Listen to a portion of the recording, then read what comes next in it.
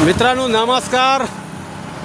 आता मी आहे कोल्हापूरमध्ये आणि इथे बघू शकता तुम्ही कितीतरी मशिनरीज ज्या बंद आहेत। इथे ट्रक पण बघू शकताय तुम्ही, 50च्या आसपास ट्रक आहेत, 10-12 JCBs आहेत, दोन्ही रस्त्याच्या दोन्ही बाजूला आहेत, ते तिकडे पण आहेत।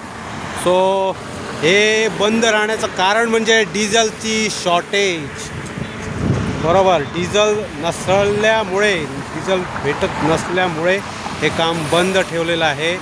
आणि तुम्हाला कसं वाटतंय, बरोबर आहे की चूक आहे?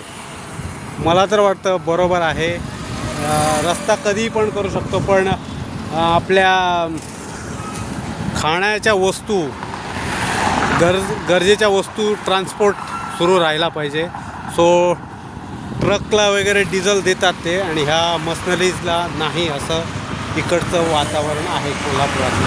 बघू शकता तुम्ही। खूप मला वाटतं मी आता 20 किलोमीटर प्रवास केला, सगळीकडे असेच JCB आहेत, कुठे उभे पार्किंग करून ठेवलेले आहे, आणि मला वाटतं महिना झाला असेल त्या बंद आहेत असं वाटतं आहे कोल्हापूर।